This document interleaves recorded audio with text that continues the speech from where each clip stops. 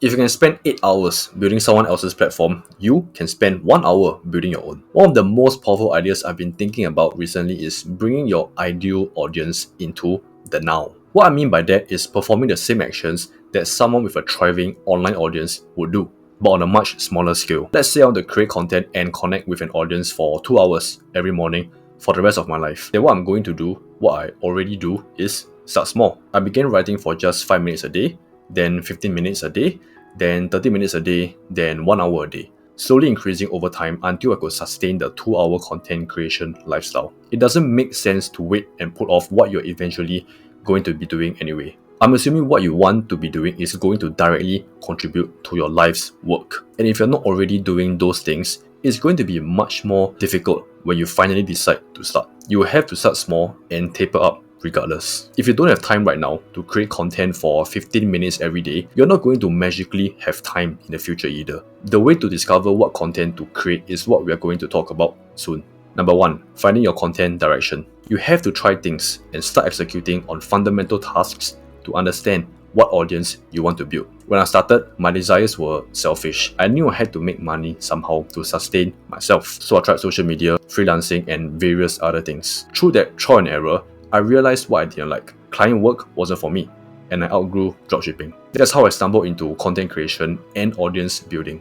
And safe to say, I love it. I would have never discovered this if I hadn't been working toward my ideal future. So whether you start creating content for 15 minutes every morning or just working on things that bring you closer to your ideal audience, you are figuring out what you don't want. This acts as a self-corrective compass guiding you toward what you actually do want. Once you find that sweet spot, you execute until it becomes a seamless part of your day. When I discovered content creation was the foundation for building an audience, I realized it also helped me clarify my thoughts and harness my creative abilities. I started stacking reasons behind this one action so that when I woke up, creating content became almost automatic. Number 2, investing energy creates momentum. When you bring actions from your ideal future into the now and start executing them, you begin investing mental energy in that goal. The more you do this, whether 15 minutes, an hour, or 4 hours a day, you're investing energy or currency in a metaphorical sense. The more you create content for your audience, the more you feel obligated to continue.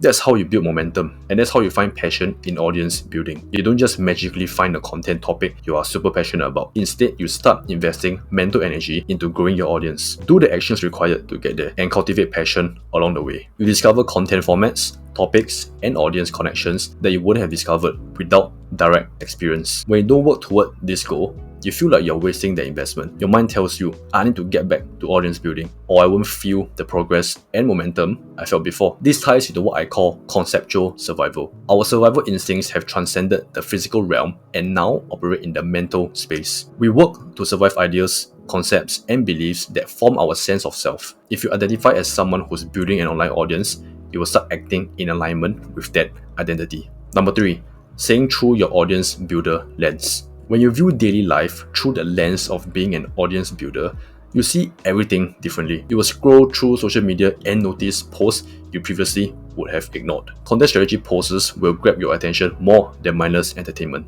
The same happens with conversations. You listen through the lens of your audience building goal and filter information accordingly. You spot things that help you move toward growing your audience. The main lesson: if you aren't working toward building your own audience, you're helping build someone else's. We are goal-oriented creatures, and if you don't create your own goal and invest energy in that identity, you'll invest energy into whatever identity is assigned to you. Number 4, the holistic content creation routine. In the afternoon, feed your mind with reading, learning, and social media research. At night, clear your mind through journaling, planning, and meditation. In the morning, put your mind to work with content creation, deep focus, and meaningful output. You need dedicated time every single day for creativity, productivity, and experimentation. That combination will help you build your audience because you need all 3 elements. Number 5, finding time for audience building. The first objection that comes to mind is, I don't have enough time. That's fine. I'm not asking you to spend 4 hours a day on this. I'm asking you to spend the minimum amount of time you can. Because if you don't dedicate time to moving levels toward your ideal audience, you won't create it. You don't need to start with 3 hours if you are just beginning. If you have a family and other responsibilities, start with 15 to 30 minutes and work up from there. It might take longer, but that's okay. Many people don't realize that their psyche isn't wired for modern work life. Sitting under fluorescent lights in a cubicle, we need to hunt. And in today's world, hunting means finding novel dopamine sources or meaningful work, discoveries, creativity, audience connections. If modern life has become normal to you, the repetitive automated lifestyle, you're trapped in what I call the matrix, enslaved by routine without working towards your own goals. Number 6, the 3 essential activities for audience growth. You need 3 key activities to grow your audience. Number 1, something that fuels your mind, education, ideas, and novel resources you can apply to audience building. This leads to intrinsic motivation. Number 2, something that empties your mind. You don't want to be trapped in a chaotic bubble of thoughts. Write things down. Plan your content strategy. Number 3, something that uses your mind. A vessel to focus your efforts with your ideas and the clarity to execute.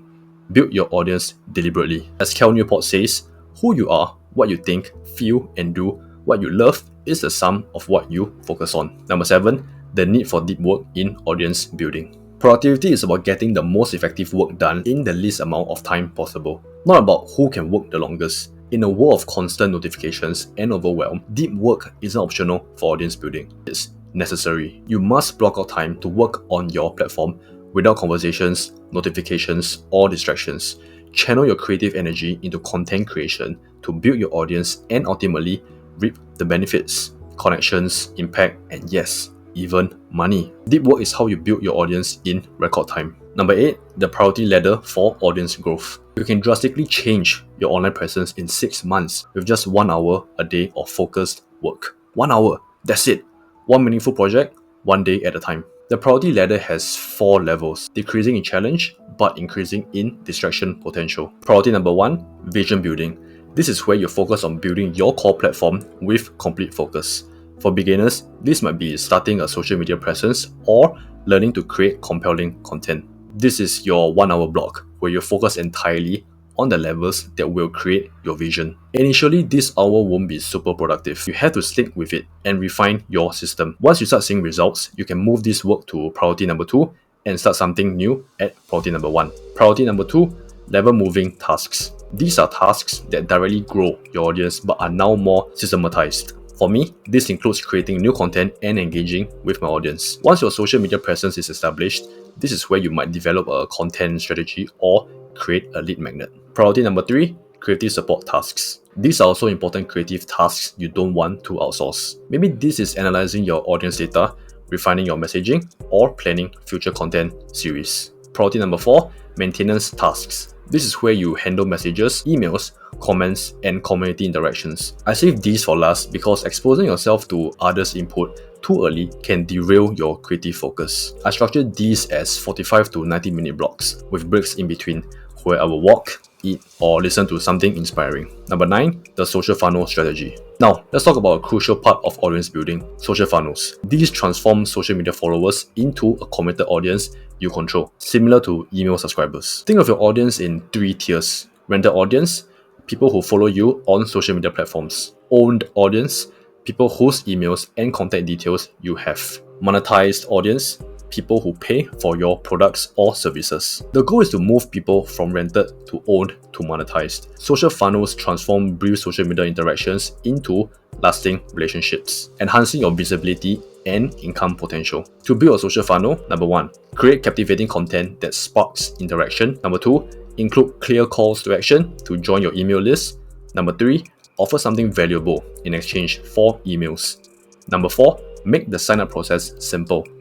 Number 5, stay engaged with regular, valuable content. Number 10, content strategy for audience growth. Your content is the heart of audience growth. It increases visibility, builds trust, and supports all your marketing efforts. Choose whether you want to, number 1, own a niche where you focus on specialized content, showing your expertise. Or number 2, become the niche where you center on your personal brand and experiences. Before creating content, define 3 to 4 categories within your area, such as content creation, audience building, monetization, and productivity. Use these categories as guides when brainstorming content ideas. Number 11, repurposing content across platforms. Create core pieces of content, then break them down into smaller segments for various platforms. For example, create a detailed video about audience building, Extract key insights from the video, turn these into platform-specific formats, Instagram posts, tweets, TikToks. Schedule these smaller pieces across your channels, link back to your main content. Track what works and adjust accordingly. If you enjoy this process, I encourage you to implement it. Start with just 15 minutes a day of focused audience building. Remember, if you aren't working towards building your own audience, you're helping build someone else's whenever you consume a piece of content online. Take time today to block out even a small window for focused work on your platform. Your future audience is waiting for you to begin. If this was helpful and valuable to you, you might want to check out my online business playbook, where it covers all things online business. If you need help starting or running your online business, this playbook is for you. And if you want to start your own online business but don't know what, I have 1,372 online business ideas for you for free. All of them will be in the description box down below. Check them out. Thank you for watching, like and subscribe, and I'll see you soon.